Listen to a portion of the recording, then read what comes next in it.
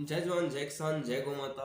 तो आज हम बात करेंगे एक ऐसी बीमारी के बारे में जो ज़्यादातर पशुओं में होती है और इसका कोई इलाज अच्छी तरह से नहीं हो पाता, तो इससे हमारे पशुओं की डेथ हो जाती है। तो आज हम बात करेंगे एसिडोसिस के बारे में, जो पशुओं में अधिकतर बीमारी देखने को मिलती है। तो उससे पहले जो भी नए पशुपालक भाई हमारे चैनल के साथ जुड़े हैं तो प्लीज़ हमारे चैनल को सब्सक्राइब कर लीजिए। और आज की जो वीडियो है वो थोड़ी आज लंबी बनने वाली है, क्योंकि जो पूरी जानकारी है एसिडोसिस के बारे में वो पूरी जानकारी दूंगा, ताकि आपको पूरा जो नॉलेज है, जो इस एसिडोसिस के बीमारी की जो पहचान है या उसका ट्रीटमेंट है, पूरा आपको पता चल जाएगा। और इस वीडियो को बीच बीच में से ना देखें, ना ही स्किप करें, क्योंकि अगर आप वीडियो पूरी देखेंगे फिर ही आपको जो एसिडोसिस बीमारी है उसके बारे में पूर्ण रूप से पता चलेगा। तो वीडियो को आगे बढ़ाते हैं, करते हैं स्टार्ट। अगर एसिडोसिस में हम बात करें तो ये बीमारी होती कैसे है, तो जो रुमन का पीएच माप जो कम होने के कारण इस बीमारी से हमारा पशु ग्रसित हो जाता है। तो रुमन का जो पीएच माप है वो सही कितना होता है, तो वो 6.2 से लेके 8 तक जो पीएच माप है वो एकदम से सही होता है। अगर इससे कम होता है तो हमारा पशु एसिडोसिस बीमारी से ग्रसित है। और एसिडोसिस बीमारी होती कैसे है, तो इसका जो पूरा जो क्रिया है, हम क्या इसे खाने को देते हैं तो बताऊंगा। उससे पहले जिन भाइयों ने हमारे चैनल को सब्सक्राइब नहीं किया तो सब्सक्राइब कर लें और वीडियो को स्किप न करें, क्योंकि अगर आप स्टार्टिंग से पूरी वीडियो देखोगे तभी आपको एसिडोसिस जो बीमारी है इसके बारे में आपको समझ में आएगा। तो बात करते हैं, अगर हम पशुओं को ज्यादा आहार दे देते हैं, जो कि भरपूर मात्रा में आहार दे देते हैं, तो इससे पशु हमारा एसिडोसिस बीमारी से ग्रसित हो जाएगा। और एसिडोसिस में जो रूमन है, जो पेट है पशु का, तो पेट में अगर हम नीडल मार के अगर चेक करते हैं तो इसमें भरपूर मात्रा में पानी इकट्ठा हो जाता है। और जो साधारण भाषा में बोल देते हैं जैसे लाग कर जाना, जो खाए पिए की लाग हो जाती है, जैसे फूड जो इंग्लिश शब्द है जैसे फूड पॉइजनिंग भी कह देते हैं, जो ऑफ फीड होता है, इसमें पशु जो खाना पीना है वो कम भी कर देता है। तो ये बीमारी होती कैसे है, एक तो है इसमें हम आहार ज्यादा डाल देते हैं पशुओं को।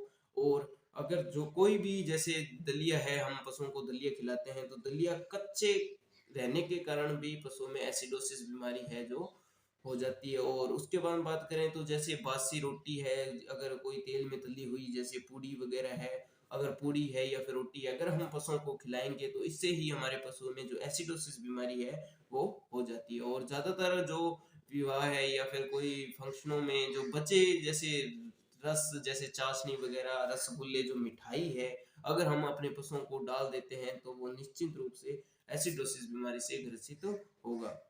तो इस बातों का विशेष ध्यान रखें। और इस बीमारी में अगर डायरिया होता है, अगर दस्त लगते हैं पशु को, तो ये सही है, इसमें कोई घबराने वाली बात नहीं है। अगर इसमें डायरिया होता है तो पशु हमारा ठीक होने की संभावना होती है। तो इसका जो चेक करने का तरीका है या फिर इसके जो लक्षण हैं, सिम्टम्स हैं, इस बीमारी को पहचाने कैसे हैं, तो उसके बारे में बात करते हैं। तो इस बीमारी को हम पहचान सकते हैं, जो पशु का जो पेट है उसमें ज्यादातर अगर हम उस पेट को हिलाते हैं तो उसमें जो पानी की आवाज सुनाई देगी, और पानी की आवाज सुनाई देगी, उसके साथ अगर हम रुमन को अंदर की तरफ करते हैं तो जो रुमन की गति है वो भी धीमी होती है। तो इसका विशेष ध्यान रखें। और इसमें जो पशु जो खाना पीना है बिल्कुल ही कम कर देता है, और एकदम से मतलब कि इसमें ज्यादातर पशु खाना पीना भी छोड़ देता है, और इससे आप समझ सकते हैं कि आपकी पशुओं में एसिडोसिस बीमारी है।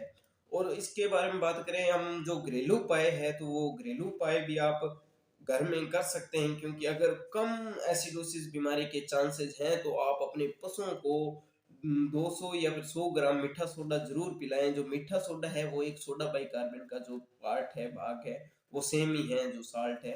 तो आप अपने पशुओं को मीठा सोडा जरूर पिलाएं, ताकि अगर एसिडोसिस की जो चांसेस कम है तो आपका पशु मीठे सोडे से ही पूर्ण रूप से सही हो जाएगा। अगर एसिडोसिस से पूरी तरह से ग्रसित है तो आप अपने जो नजदीकी पशु चिकित्सक है तो उनको बुलाइए, और एसिडोसिस का जो प्रॉपर ट्रीटमेंट है, प्रॉपर जो इलाज है वो आप अपने पशु में कराएं। अगर एसिडोसिस में ज्यादा टाइम हो गया, पशु में अगर कोई इलाज नहीं हुआ है, तो आपके पशुओं की 100% मौत निश्चिंत है। तो इसके आगे बात करते हैं, जो इसका ट्रीटमेंट क्या होगा, जो इसका प्रॉपर ट्रीटमेंट है उसके बारे में बात करें। तो इसमें हम जो आरएल है, जो जो ड्रिप है, आरएल भी हम अपने पशुओं में आईवी दे सकते हैं, जो इंट्रावेनस है वो आरएल दे सकते हैं। और इसमें जो 4 जो सोडा बाई कार्बन के फ्यूल आते हैं, तो वो 4 हम सोडा बाई कार्बन के फ्यूल जो आरएल में भी दे सकते हैं। और इसके साथ हम जो एट्रोपिन इंजेक्शन है, तो एट्रोपिन इंजेक्शन भी हम इसमें दे सकते हैं। और इसके साथ जो कोई एंटीबायोटिक का भी, लोग कहते हैं कि इसमें कोई एंटीबायोटिक का रोल नहीं हो रहता, लेकिन इसमें एंटीबायोटिक लगाना भी अनिवार्य है। अगर हम जैसे एट्रोपिन दे रहे हैं, सोडा बाइकार्बन दे रहे हैं, तो इसके साथ साथ आप एंटीबायोटिक की जरूर लगाएं पशुओं में, क्योंकि इससे जो रुमन है, जो रुमन की जो गति है, इसमें जो इन्फेक्शन की मात्रा है वो बढ़ जाती है, क्योंकि रुमन को एक बार में ही ये जला देता है। जो एसिडोसिस बीमारी है, इसमें जो पानी है या फिर जो तेजाब की प्रक्रिया से ये बन जाता है, तो रुमन को जलाने का ये काम करता है। तो इसके साथ आप एंटीबायोटिक जरूर लगाएं। और इसके साथ जैसे हम सीधा जो रुमन में जैसे बफजोन पाउडर है, जो बफजोन पाउडर भी दे सकते हैं इसमें, और 10 ml सीपीएम ही सीधा अपने रुमन में ही सीधा दे सकते हैं, जैसे टुरकार लगा के रुमन में सीधा डाल सकते हैं। और इसके साथ जो कोलेल है, कोलेल का भी अच्छा रिजल्ट है, लेकिन अभी जो कोलेल 2x आई है, तो उसका बहुत ही शानदार रिजल्ट है। तो कोलेल ही अपने पशुओं में दें, और कम से कम 2 लीटर तक आप अपने पशुओं में आरएल दें। उसके साथ सोडा बाइकार्बन और एट्रोपिन और मल्टीविटामिन भी दे सकते हैं। और एंटीबायोटिक का ध्यान रखें, एंटीबायोटिक आपको अपने पशुओं में लगाना है। और बफजोन पाउडर भी चालू कर दें, बफजोन पाउडर भी दें। और कोलेन है जो कम से कम 2-3 दिन तक आप अपने पशुओं में रेगुलर जो कंटिन्यू पिलाना है, तो कोलेल आप अपने पशुओं में पिलाएं। और इसका जो एसिडोसिस का जो टेम्परेचर है, टेम्परेचर की बात करें तो टेम्परेचर है जो इसका हाई भी ज़्यादातर एसिडोसिस में 103 के करीबन जो इसका टेम्परेचर है वो रहता है, तो इसका विशेष ध्यान रखें, ठीक है।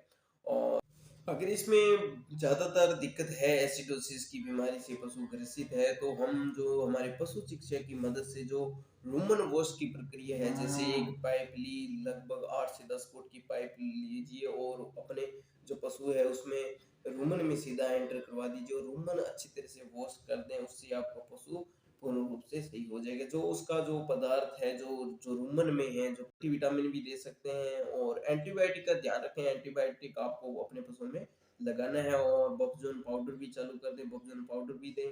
और कोलेन है जो कम से कम 2-3 दिन तक आप अपने पशुओं में रेगुलर जो कंटिन्यू पिलाना है, तो कोलेल आप अपने पशुओं में पिलाएं। और इसका जो एसिडोसिस का जो टेम्परेचर है, टेम्परेचर की बात करें तो टेम्परेचर है जो इसका हाई भी ज़्यादातर एसिडोसिस में 103 के करीबन जो इसका टेम्परेचर है वो रहता है, तो इसका विशेष ध्यान रखें, ठीक है। और अगर इसमें ज़्यादातर दिक्कत है, एसिडोसिस की बीमारी से पशु ग्रसित है, तो हम जो हमारे पशु चिकित्सक की मदद से जो रूमन वॉश की प्रक्रिया है, जैसे एक पाइप ली, लगभग 8 से 10 फुट की पाइप लीजिए और अपने जो पशु है उसमें रूमन में सीधा एंटर करवा दीजिए, और रूमन अच्छी तरह से वॉश कर दें, उससे आपका पशु पूर्ण रूप से सही हो जाएगा। जो उसका जो पदार्थ है, जो जो रूमन में है, जो पच पच नहीं रहा है, तो वो एक बार बाहर निकाल देगा। और एक बात का विशेष ध्यान रखें कि आप अपने पशुओं को पूरा दिन पानी न पिलाएं। जो 12 घंटे का समय है, इसमें आप अपने पशु को पानी या फिर खाना बिल्कुल न दें। अगर आपके पशु का जो पेट है पूरी तरह से साफ हो, फिर ही आप अपने पशुओं में जो खाना पीना है वो स्टार्ट कर सकते हैं। और उसके बारे में बात करें तो आप एक जो नए पशुपालक भाई हैं या फिर जो डेयरी फार्मर हैं, तो इस बात का विशेष ध्यान रखें। अगर आप अपने पशुओं को फीड या फिर दलिया वगैरह देते हैं, तो